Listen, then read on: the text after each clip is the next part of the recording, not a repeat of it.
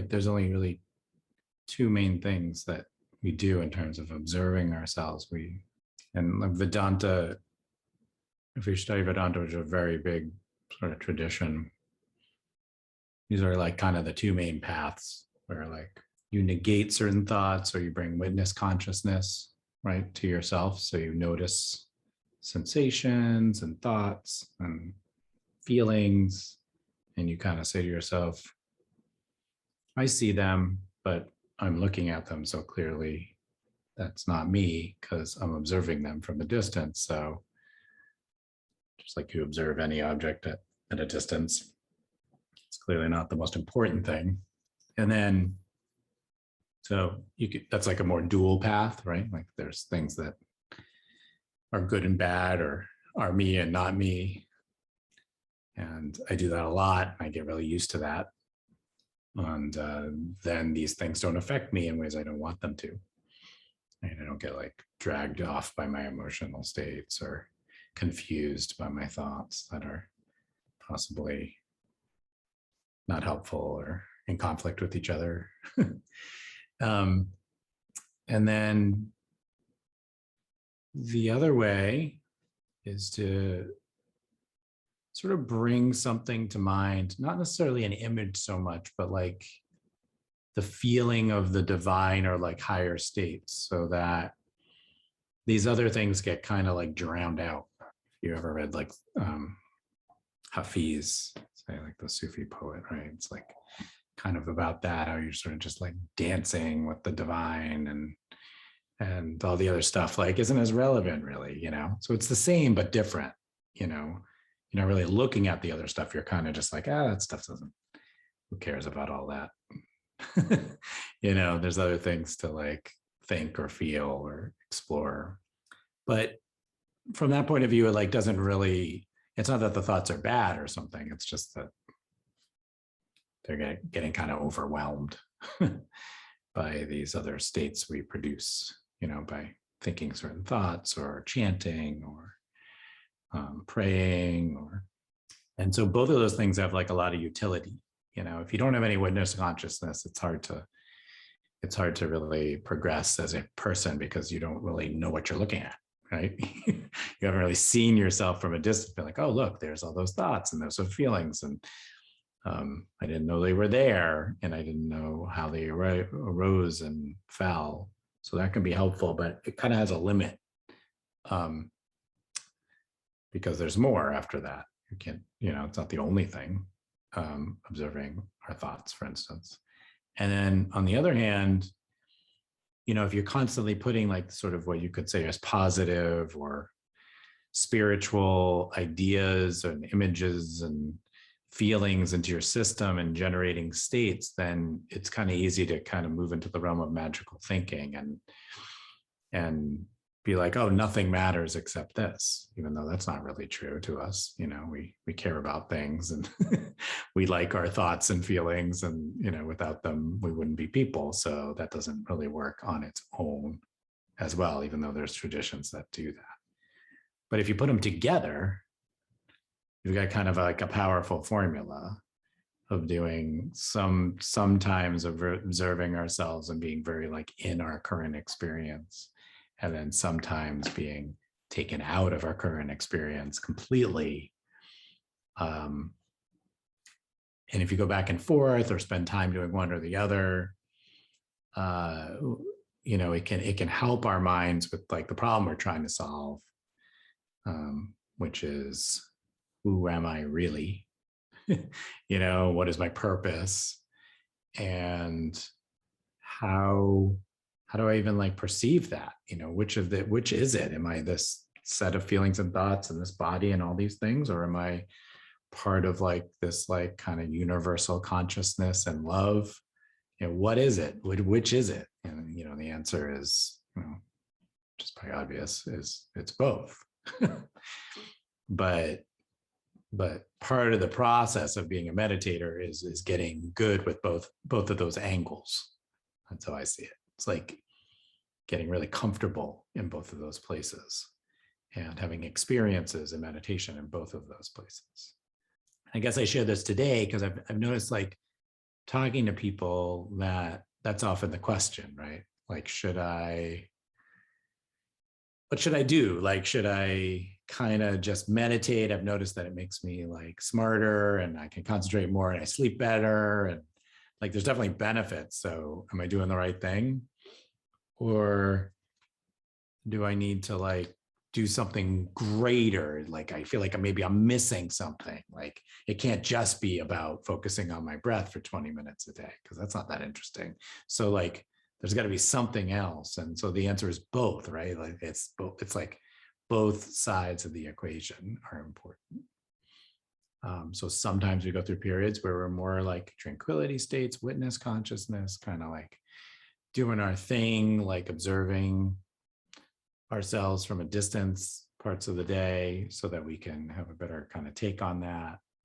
Other times we're a little more juicy with our practice and it's more like connected to like our spiritual selves and we're not like as worried about all those things. Sometimes it's both, but that's a kind of our job, is to bounce in a way. Eventually it all comes together. Eventually it doesn't feel so separate, but for a long time it does, I think. So today we'll do 2 different techniques in one short set.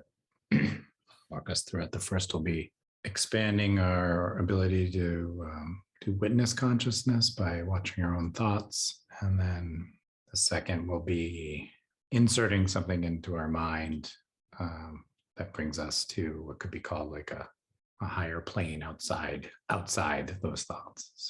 So find your posture. Posture should always be comfortable, but a posture that will allow you to stay alert.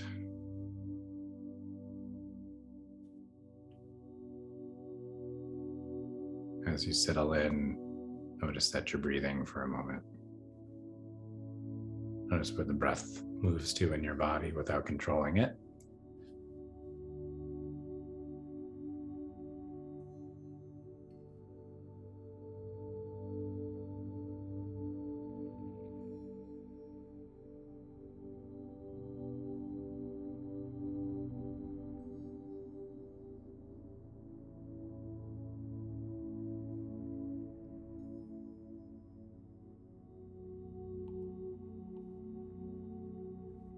As you're sitting here breathing,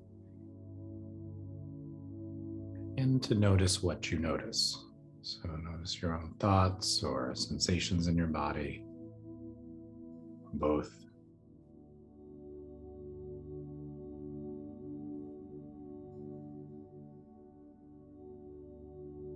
The wandering mind will get caught up in the thoughts and the sensations, but the observant mind will simply notice them. So we're going to spend a few moments panning back and noticing our own thoughts, sensations, feelings. Anything that comes up is absolutely fine. See if you can detach enough that you can witness them completely.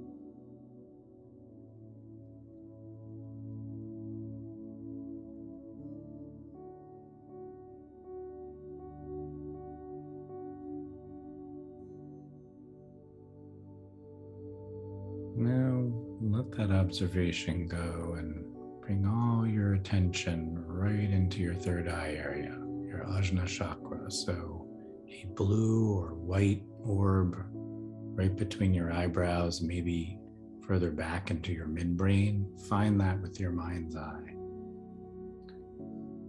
And see that blue or white orb expanding and filling your mind with only positive emotions and feelings. Imagine that that area is sending you positivity, joy, and bliss. Let's allow our attention to rest on that for a few moments.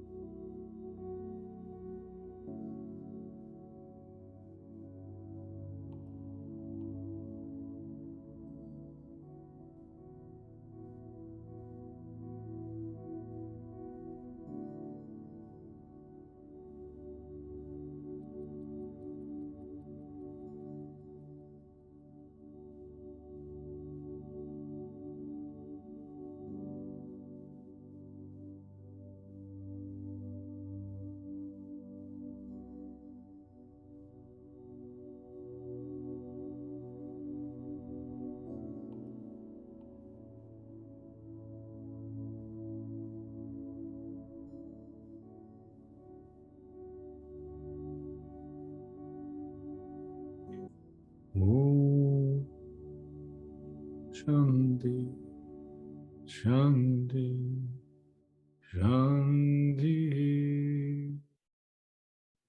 Om Shanti, Shanti, Shanti,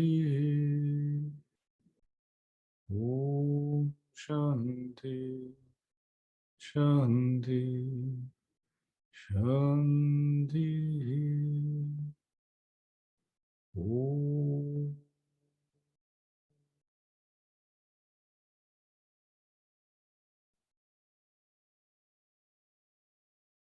Let's bring our palms together in front of our hearts. Om Shanti, Shanti, Shanti. Bowing to your own heart.